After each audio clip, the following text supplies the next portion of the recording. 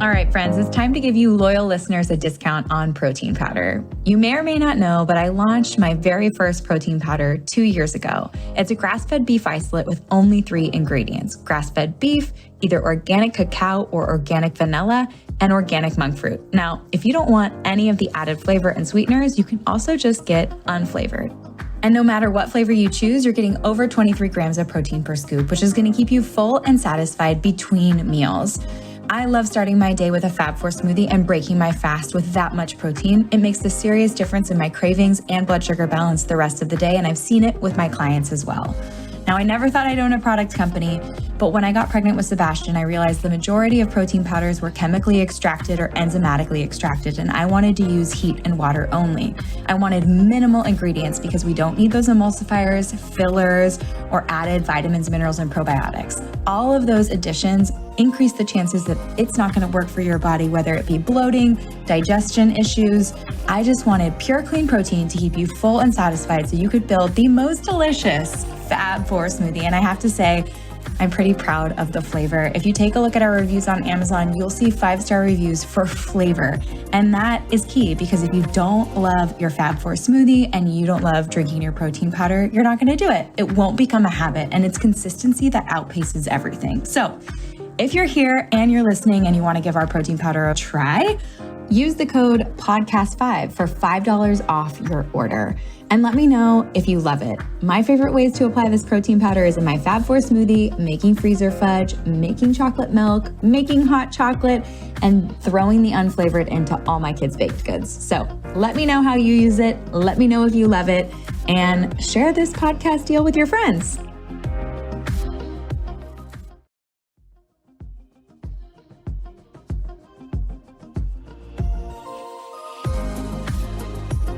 One of Forbes' 30 Under 30 British wellness entrepreneur, TV host, and author, Poppy Jamie, is on a mission to empower people to look after their minds and their health. She founded a mental well-being app called Happy Not Perfect that supports over 90 million users worldwide and focuses on teachers, parents, and students. She's dedicated to creating accessible tools to help the stress and anxiety levels of young people. Her new book, Happy Not Perfect, Upgrade Your Mind, Challenge Your Thoughts, and Free Yourself from Anxiety, encourages readers to challenge their core beliefs and outlook to turn stiff, rigid thoughts into flexible and compassionate ones. Her readers will learn the FLEX method, a 4-step mindset strategy that prioritizes love, forgiveness, optimism, and growth. And that's what we all want. So let's welcome Poppy Jamie to the show.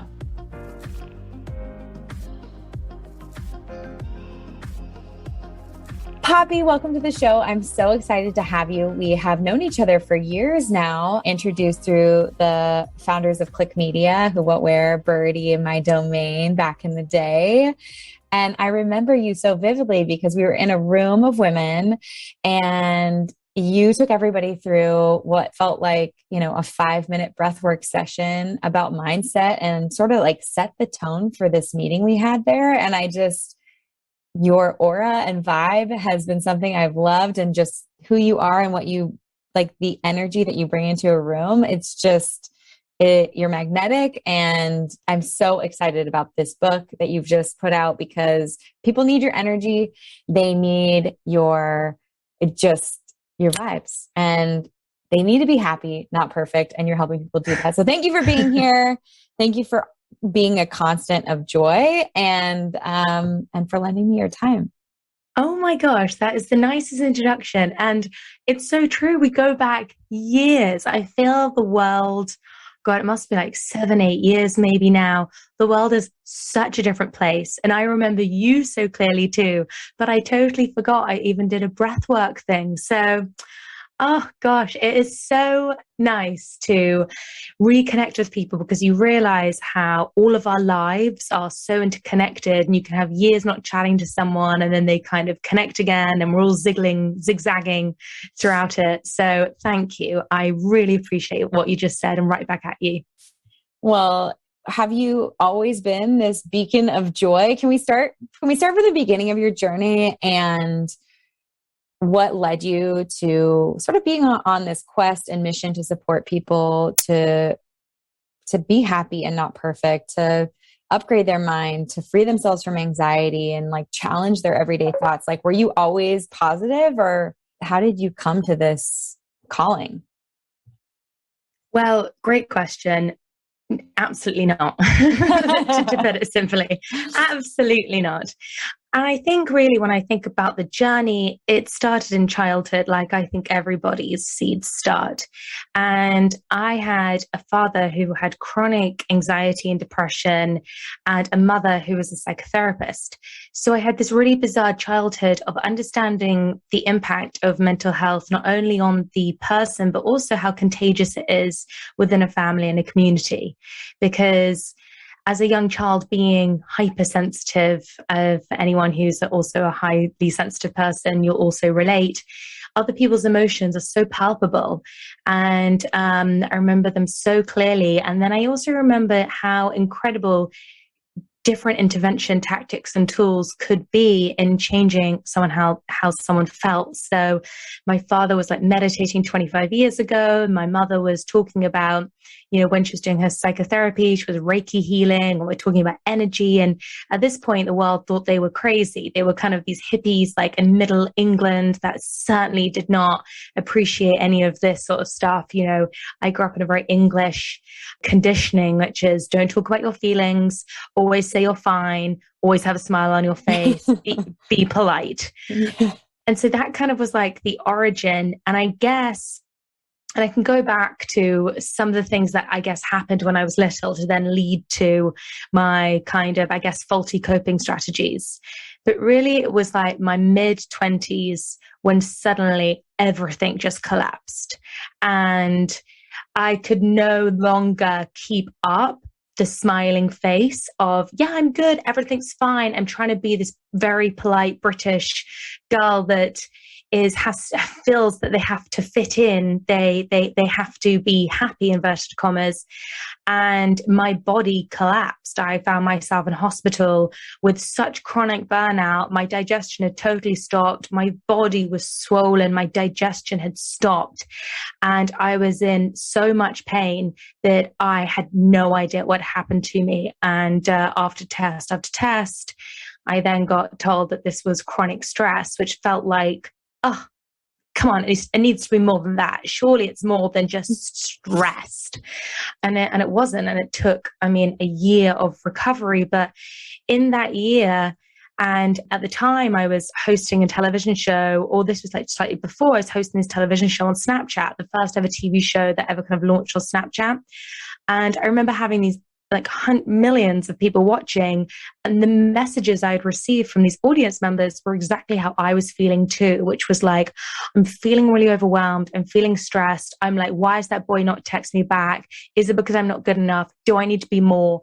And it was literally like seeing my own fears and negative thoughts being echoed back at me.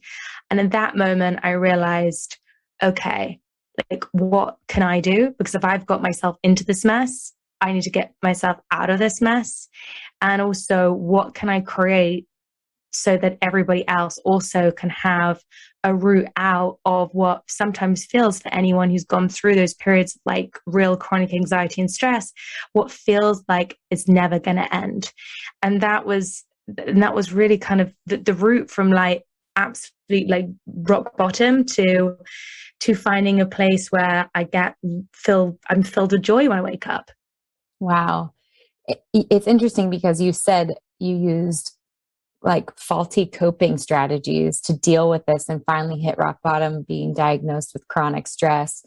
I'm assuming adrenal fatigue, elevated cortisol, like lack of motivation, all of the things that come with that. I totally understand that you wanted a bigger diagnosis than that, but what that actually taught you to do was to change your lifestyle and to stop using these faulty coping strategies. What do you see people using as coping strategies for stress that really aren't getting to the root of the problem? And what do we need to start thinking about when it comes to creating coping mechanisms that work for a heavy load of stress? So often I find that when we're super stressed, we think that we have got to try harder. We meet force with force. And so, for example, when I was really stressed, I was like, okay, I need to get to the gym and do really heavy exercise. I need to sweat this out.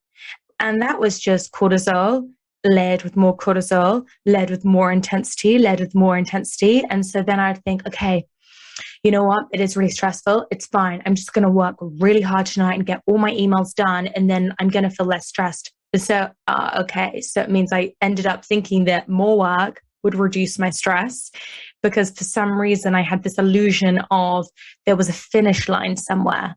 But like we all know in life, the finish line doesn't necessarily come. So we kind of even get to the goal that we were stressing out about, and the goal doesn't give us the feeling we thought it was going to give us. So for me, I was like, when I've done that, I'm going to feel good enough. I'm going to feel not insecure anymore. I'm going to be confident. And as we know, external like validation or external achievement doesn't change anything internally. Only internal work can fix internal problems. And so I think coping strategies for me was just doing more, thinking it was going to fix more. And actually the solution lied in what I was terrified to do, which was do less. It's exactly right. We always want to just get out there and get ahead and clear our inbox and get something done. And you're just a rat in a wheel with no finish line, actually. So without doing more and deciding to do less, how do you action plan that? Like, how do you change your mindset? Because your book, Upgrade Your Mind, Challenge Your Thoughts, Free Yourself from Anxiety. How do we upgrade? How do we challenge those thoughts of like, let's go to the gym, let's clear the inbox, let's keep going, let's push harder. We all want to slow down, but it's like this, there's a monkey on our back wanting us to do more. How do we start to change? So first of all, what I would say is that we are all swimming in a cultural soup of more. So how we're conditioned, and especially like if you look at the history of America and the American dream, it is so about kind of just like work harder and you can do it, work harder and you can do it. And there is this, and I got conditioned with work so hard it hurts. And then you kind of know that you can almost relax after you've kind of got to that peak. You've tried your best. But I think that then we attach like hard work or success equaling kind of like pain or discomfort. And so I think actually the first step is to unlearn that belief system that we need to be working really hard to achieve what we want to achieve. And so I think it comes when we peel that back. First of all, we then really have to think to ourselves, what do we even want? Because what I found is that I was on a very high speed train to a destination I thought I wanted, but actually that destination would have given me nothing of what I wanted. And so what actually does success mean to you? Because is it more money? Truly, is it more money? And actually, when we figure that out for ourselves, and there's a great exercise to kind of like help you really like get to the bottom of like what success really means to you. And for most people, and a lot of people I work with in workshops, all they really want is to find that place of joy. But they think to get there is this road of kind of like burnout. But actually, ironically, when people are on their deathbeds, it's spending time with family, it's kind of doing those love-based activities that are not necessarily correlated to what is making us sick. And so but as I said, David Foster Wallace, I'm not sure if anyone's familiar with him, but he's an amazing writer and author, and he gave this commencement speech. And he talks about these two little fishes, and they're swimming in the water, and they meet a big fish. And the big fish goes, "Hi guys, how's the water?" And they go, "What's water?" And he said, water is the culture that we're all swimming in all the time. So I think, first of all, it's just to recognize that it's no one's fault that we are in this rat race. It is the culture that we are constantly swimming in. And I think, second of all, it's looking at really the tips and tools I put into the flexible thinking practice. And it really begins by taking a pause. I love that. I want to go through the flex method and your 4-step mindset strategy for prioritizing love, forgiveness, optimism, and growth. But taking that pause and realizing what our water is so important, because I don't want more money. I don't want a big house that I have to end up cleaning or dealing with the maintenance of. Like, I want to go to yoga. I want to have the flexibility to make really fun, creative, healthy meals for my family and get really good at cooking. Because I'm a home chef. I'm not a good chef, and I would love that. So how do we start to incorporate your flex method, and what does it make up? I know it makes up the 4 C's, but I'd love for you to share that with our audience, because I thought that was phenomenal in your book. So just to comment on that point, we never think about the opportunity cost of what we want. So as you just said, okay, if a bigger house means I'm never going to see my children, why do I want a bigger house? Or if this means that, then, and often nothing is either or, right? Everything is just some blurry kind of middle line. But I think it's like when we expand our awareness and we have a flexible mindset, which is the whole point of the book, we start to notice other things that may light us up in a much more exciting and true way, and not just be fitting into cultural norms and expectations that are usually put on us by other people, not even ourselves. So when it goes to the flex is based, as you said, on the 4 C's: connection, curiosity, choice, and commitment. And so connection is like the most important thing. And if you do none of the other C's, connection is what I do every single morning when I wake up. And that is really that connecting the I and the self, connecting our body and our brain back together. Because often when we're stressed, our body goes one way, our brain goes the other, and we're out of alignment and we wonder why we're feeling overwhelmed. So connection is about, first of all, I use a technique called the diffusion technique, which is from acceptance commitment therapy. And it's just a really simple sentence. Like, as soon as I wake up, I say, okay, today my mind feels, and I label how I feel. And just by saying that, it's so powerful and yet so simple. And it's just like mental when you break it down. Well, by saying today my mind, you're reminding yourself that it's today. Emotions are just temporary. My mind, you are not your emotion. You're able to disidentify yourself from the emotion, which is so important. Your soul is full of joy and love. We are not anxious or angry or worried people. They are just emotions. They're just like clouds that come into our sky now and again. And then you label the emotion. And when we start to label the emotion, that's when we join up our brain. We kind of link all the parts of our brain together, because we activate the wise part of our brain, our prefrontal cortex, because we start to actually think rather than like move into action too quickly. And then I connect and upgrade my energy through a 5-minute dance to whatever song I'm listening to at the moment, some cheesy 70s song usually. And it's literally like dancing like no one's watching.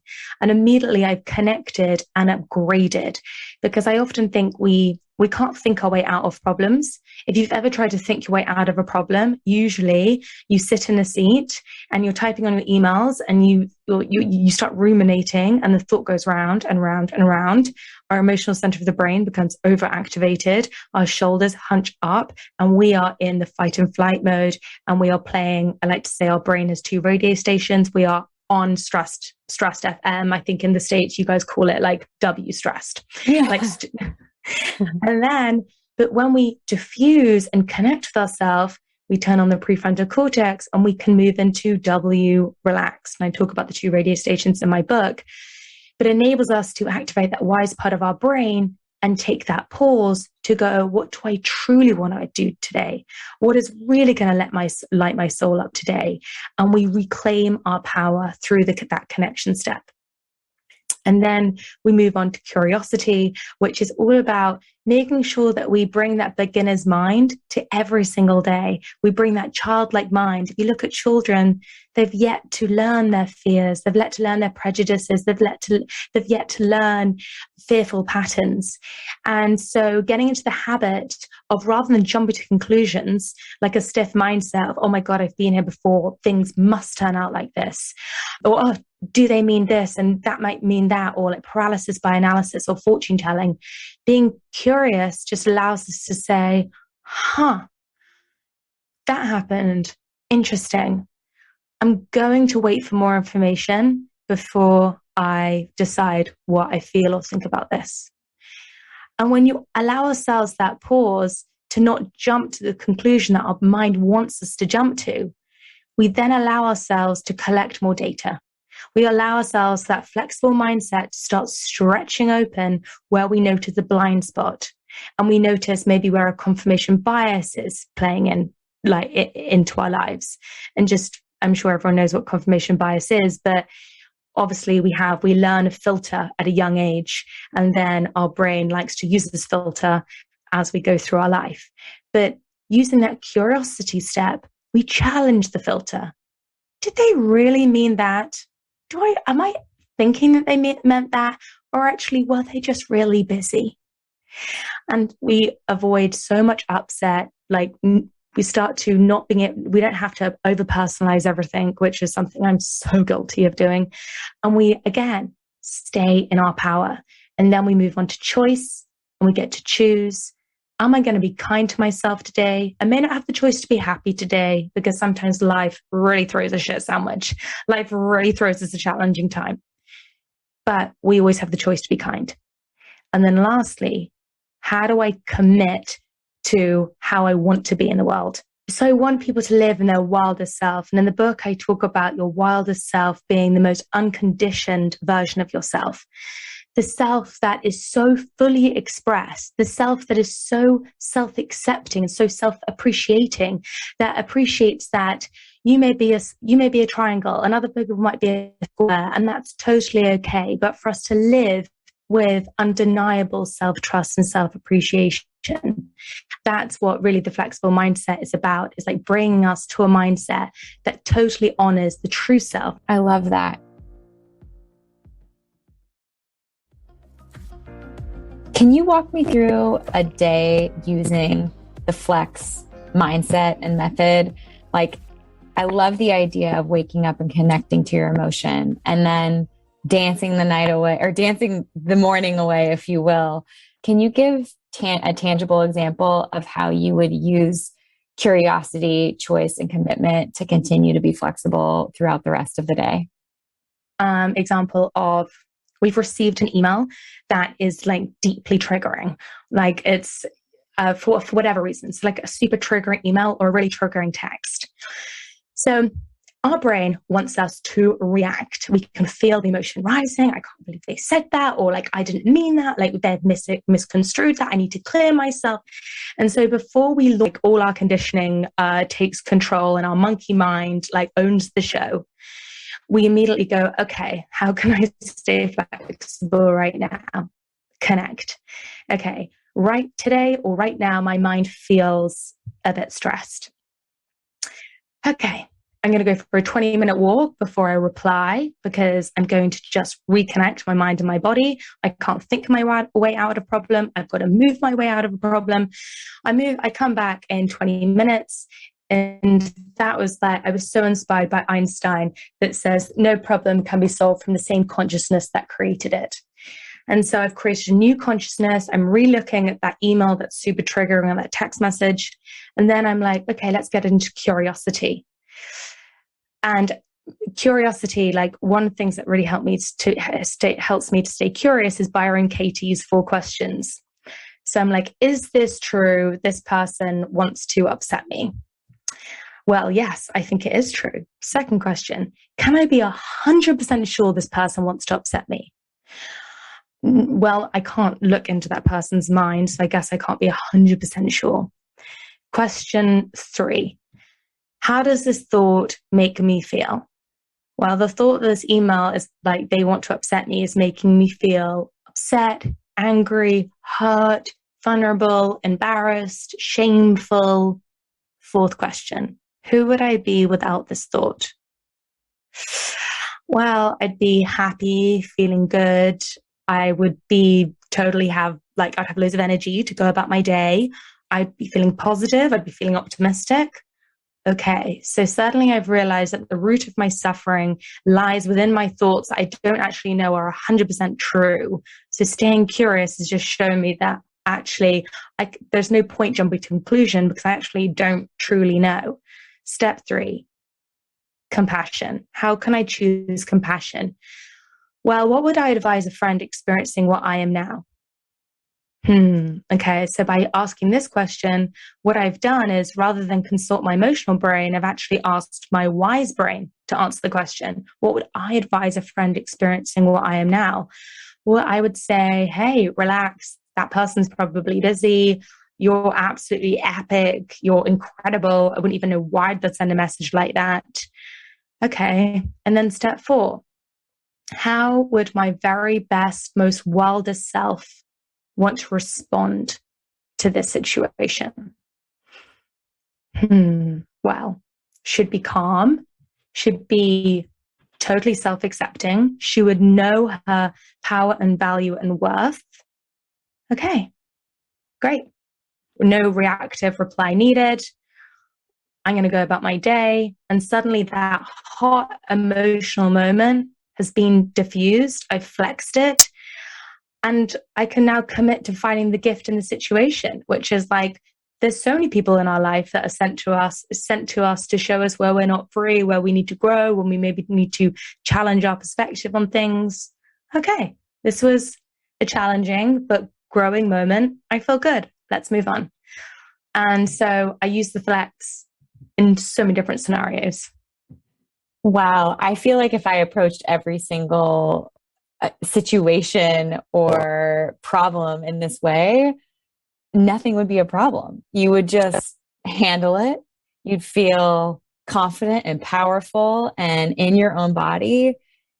So I guess my question is, how do you make the rubber like really hit the road here? Because in theory, I'm like, this sounds amazing. I'm making the connection. I'm being curious about the person. I'm making a choice.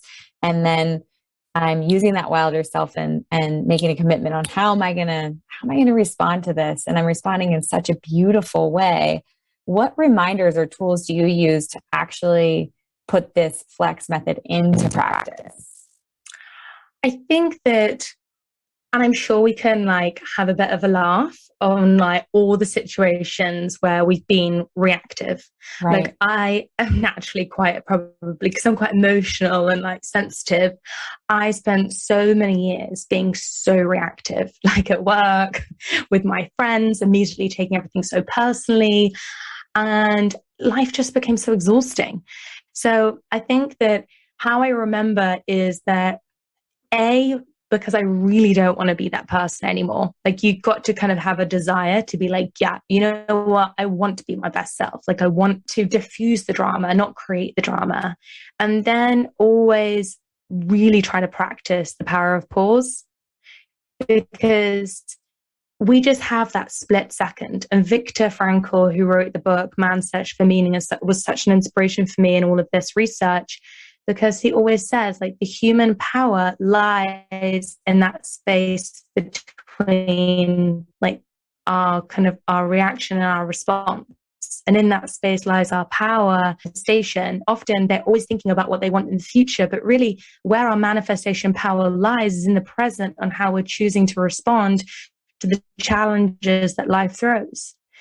And that was underpinned this like happy, not perfect message, because life isn't going to be perfect. We're always going to be thrown things that don't go according to plan.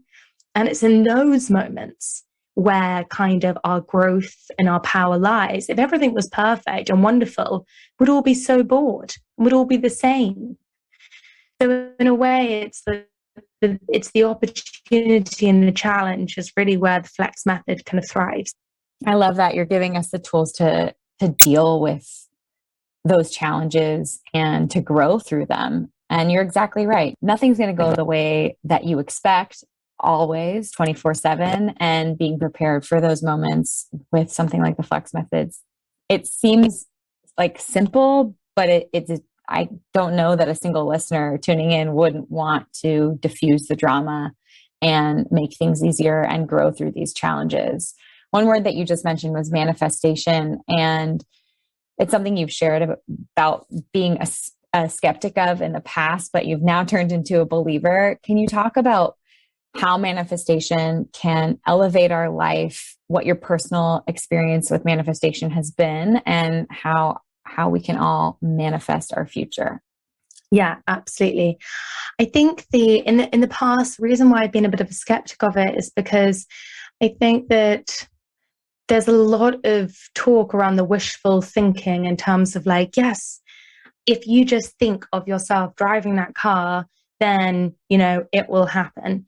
And the power of manifestation is really in the action and the repetition of manifesting. Manifesting is like a habit of like training our brain. Like the first step, obviously really important to identify what we actually want. Like set the direction of your plane. But truly the power of that is to really alert our subconscious to help recognize when there are opportunities that are kind of hiding or a little bit hidden for us to go, oh my God, that could be the next clue in my next step.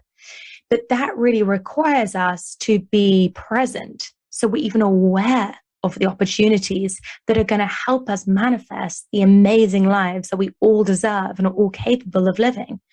And the other thing with manifestation that was, and in the last chapter of the book, I write a lot about this. It's called Flex the Future. But again, it really links into the first points we were saying in this podcast. Really, truly think what you actually want. Just saying like, okay, I want a really big house, but why? Because often I think that we dream up these very, very particular goals or very, very particular places, but actually life has got a bigger and better plan. So manifesting is brilliant, have the goal, but then when we're flexible about our goals, it means that we don't get into the rat race of what I was in, where like I was manifesting all right, I was achieving, I was setting up the companies, I was having TV shows, but I wasn't ever getting the feeling that I truly wanted. And so the flexible way of manifesting is, okay, why do you want something? What is it that, because you're really trying to get a feeling. Like the house, the car, like they don't really matter. They're all fluff. What if we were being honest with each other, it's like, why do I want that? Oh, because it would make me feel good. But I'm like, well, if we work on feeling good now, we're in our highest vibrational energy. And in the book, I talk about Dr. R. Hawkins and the scale of consciousness and actually the research that was done on the different energetic frequencies of each emotion. But when we focus on being in a present state of like compassion and openness and optimism and curiosity, we are going to like supercharge our ability to create the future self we want to be right now. And the future life that we want to create, but right now. That is so powerful because it's so easy to get sucked into wanting to produce your TV shows, wanting to build your companies, wanting to sort of be sucked into this rat race. How did you take a step back and really change your vibrations on a day-to-day level, kind of to get what you want now in the moment that you're talking about? And what changed for you in regards to what you wanted? What did you realize? So cut back to when I'm in hospital and I was just feeling like dreadful. Not only was I, and as you mentioned at the beginning, like, okay, adrenal fatigue, or the physical things, because my body was the first one to tell me that, I'm on the wrong track. I just had so much self-hatred and self-loathing and critique. And if anyone, and so even more sensitive than I am, like naturally, to criticism. And my confirmation biases were so strong. Like our confirmation bias is always looking for evidence to confirm what we think is true about the world. So our belief system is really the core thing that we need to work on when we're trying to change anything. But my belief system was, I am not good enough, and I am not worthy, and I am not lovable. And so in that moment in time, I turned to any piece of evidence to support those views. So as you can imagine, my self-esteem was basically non-existent. And what really helped change or challenge my belief systems was literally reading or audiobooking any book I could find that I thought that was going to be like helpful in changing my perspective on life. And I became a junkie for podcasts like yours and kind of like neuroscience books in the beginning, because I thought, well, if I could learn how my brain worked, then I would understand how I got myself into this mess. And it's true. I started to learn the fact that I was like in the fight and flight mode, like all the time.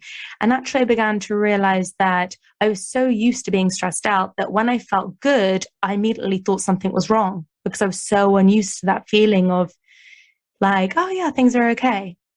Mhm. And I think that I was also in a state of like craving a relationship so much, because I felt like, oh well, if somebody else loved me, then that would be safety, and that would love, and that would help prove my belief systems wrong. But the problem is that when we are in that state, we're really highly susceptible and vulnerable to like falling for people that are probably not the healthiest for our mental state. And so I literally had a street. I would honestly find one narcissist in the room of 1,000. Yeah. I was literally like a narcissist magnet. Because I would, in a way, idolize and cherish and I admire their confidence and thought, oh wow, like that's so inspiring. That, as we know, is for, I'm sure everyone is familiar with narcissists. Like, as we know, that also comes from a broken place, and they're overcompensating. And so it was really through taking the time to learn. And I remember reading that quote from the ancient Greeks thousands of years ago. They said, like one of the most powerful things we can do is know thyself. And when I just started to sit there and slow down and really take the time to have that self-awareness of why am I doing these things? Why do I feel these certain ways? And also bring that compassion in by saying, okay, I understand that. I understand where that comes from, that need for love. And that's totally normal. But rather than looking in my external environment to find it, how could I nurture myself and give that acceptance to myself? And, these things don't happen overnight, but through breath work, that was amazing for me. When I went to my first breathwork class, oh my God, I cried for about 5 hours because I had got so good at suppressing, putting a smile on my face and suppressing how I felt, that breath work is, like they say, 40 years of therapy in 40 years of therapy in 40 minutes. And it, like, you're forced to like breathe all these feelings up and allowing ourselves to emote, like allowing myself to cry and allowing myself to, be in pain. And that was really where it started. I love breath work for its ability to bring emotions to the surface.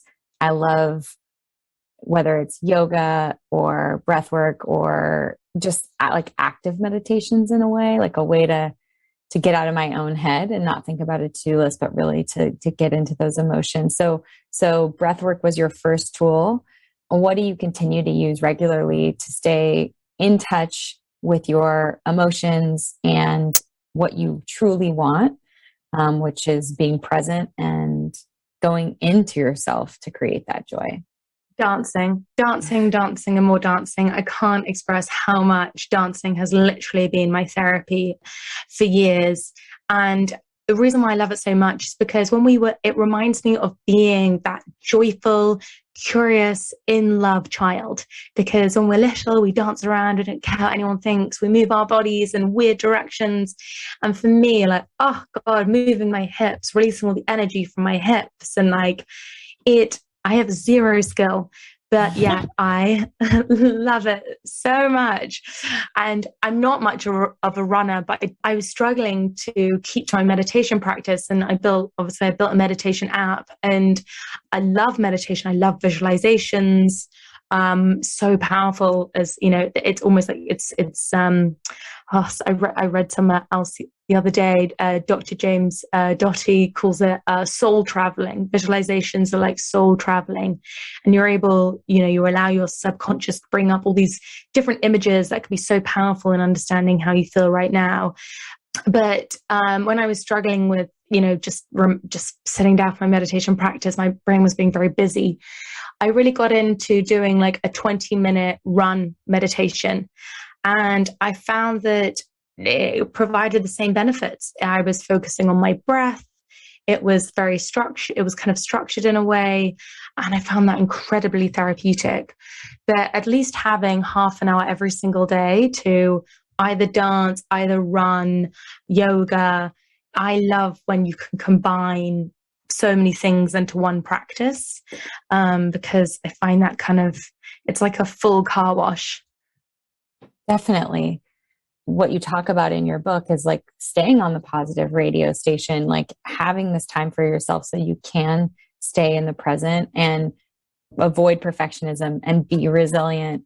And having that time, making that time a non-negotiable is, I think, a goal for everyone. We need to have that time so that we can show up the best version of ourselves. So we can take that pause and go through your 4 Cs, or take a minute for ourselves and not be as reactive. You talk a lot about perfectionism. You talk a lot about resilience. Can you explain kind of what your personal journey with perfectionism looked like and where you are with it today? It's definitely an ongoing process, because what I had to also do is almost I had to unravel my perfectionism, even when it came to like wellness. I think it's really easy for perfectionism. You're able to kind of dismantle perfectionism on one side of your life. Like, for example, I was able to dismantle it when it came to my career, but then it turned up in another part of my life. Yeah. And so it's kind of sneaky because at the root of perfectionism is a sense of control and us needing to feel safe. And so it's a daily practice just to recognize where I'm being a bit of an over perfectionist and where I'm trying to control too much.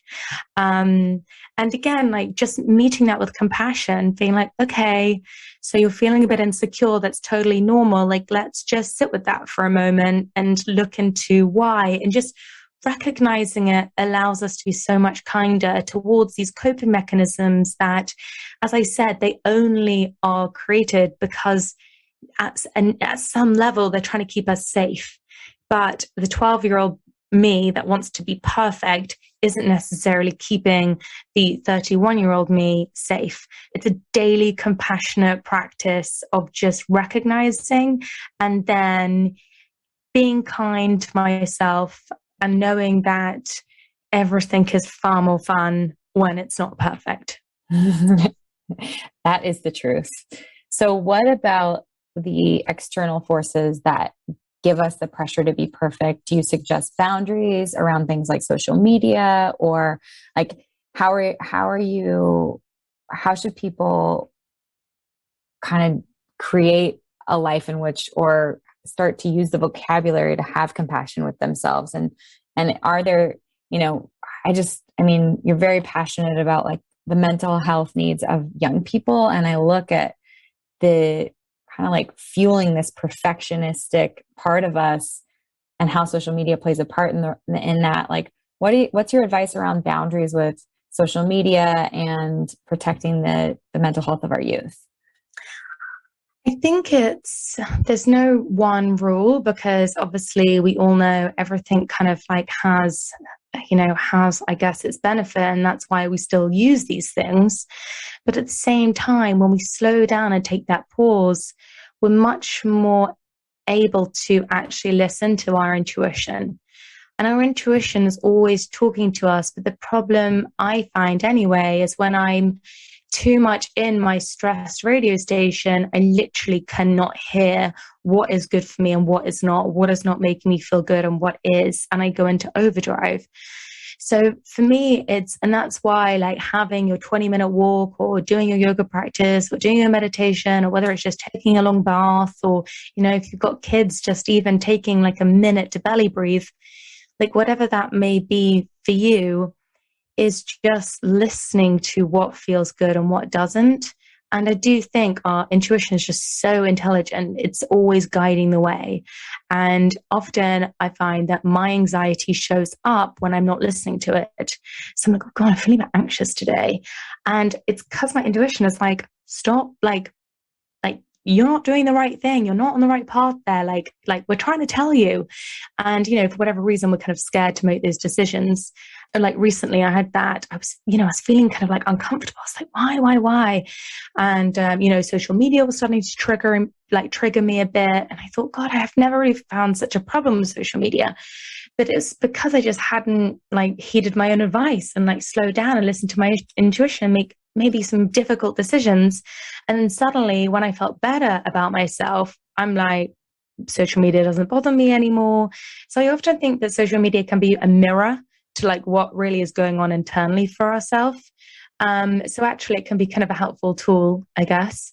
But also, I mean, obviously, like I'm sure the same old sort of advice, which is like too much of anything is always going to slightly make us sick. And I really try to not use social media first thing in the morning, because that practice, psychological practice of observing other people's lives before just checking in on our own, like that isn't really healthy. And if you think about that, doing that every single day for how many years, we're subconsciously reinforcing to ourselves that other people's lives are more important than our own. And in those like tired waking states, like our wise brain maybe hasn't switched on yet. And so as a consequence, we can fall into the traps of believing that other people's highlights reels are real. We can fall into the trap of like looking just at a pinprick moment and assuming that that is a representation for their whole life. But I always like to remind myself, like someone's, not that I actually like, I'm someone who I actually am not particularly a jealous person, but, if you're kind of jealous about someone's like post about something or other, like I always remind ourselves like that we've got no idea what's happening underneath the surface. Like if anybody looked at my social media during the times of me trying to like be this super happy TV host, it was, as I write in the book, like duck syndrome. I was just trying to glide, but underneath the water, I was like paddling for dear life. So in terms of like looking after our children's mental health, I think it's just like constantly reminding ourselves that it's a facade. It's such an illusion. And for us, and the only thing that's real is what our intuition is telling us and how we feel about something. So how do you tune in to your intuition when you start to feel like maybe something's deeper is going on for you? Like, I love the example that your social media is a mirror of kind of maybe what's happening for you outside of social media, like what's happening in your life at that given moment. How do you practice tuning into your intuition more? Well, I think for me, it's been really trying to, even if it's for a week or something, being less social, spending far more time with my own energy. Because I think if you're someone who's susceptible to taking on other people's energy, it's quite difficult to kind of work out what you're thinking and not like what everybody else has kind of like told you, whatever. So allowing yourself to be with yourself is such an important route to listening to that intuition. And also all the tips that we've spoken about in terms of, asking yourself, like labeling how you feel, the diffusion technique, it's all giving you such vital information. Paying attention to your emotions is giving you such vital information. I love doing morning pages. If you can journal just for a couple of pages every single day, or even take note of your dreams, because your dreams are just your subconscious trying to process the day's events. And often we are being given clues all the time from life, signals. And when we slow down, we're just so much more able to notice them. And there's one thing that I got told ages ago by like an amazing mentor of mine. And she said, there's no such thing as a coincidence. Every coincidence is a coordinated incidence. And it's really, I think, kind of like stems from Carl Jung's work. But that has really reigned so true. When you start to realize that nothing's a coincidence, it's amazing what kind of the signs life is pointing you towards. That's a powerful way to end. So we're going to end on that thought, because I think it's really powerful for people to think that anything that they think is a coincidence is actually a calling to action, maybe. So thank you for writing this beautiful book. Thank you for being here and for creating an easy strategy to have flexible thinking. I'm going to try my best to diffuse drama over here with my family and clients and friends. And I'm going to hopefully help everyone who's tuning in do the exact same thing.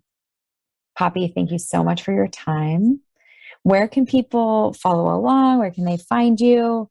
Where can they learn to be happy, not perfect? Oh, it's been such a pleasure chatting to you. You have such lovely, warm and calming energy. So it's a total delight. But just, you can find me on Instagram at Poppy Jamie, and there you'll find out about kind of events and stuff like that in coming up. And then you can find the book Happy Not Perfect anywhere, kind of at any kind of bookstore. And yeah, and I just love to hear from anyone who's read the book, or if anything resonated. And there's loads of exercises in the book that you can fill out to help you stretch your mindset and become flexible and release the past and step into your future. So it's kind of like super practical. And I guess like the exercises really kind of aim to answer your last question even more depth, is like getting in tune with our wildest, most unconditioned, true intuition.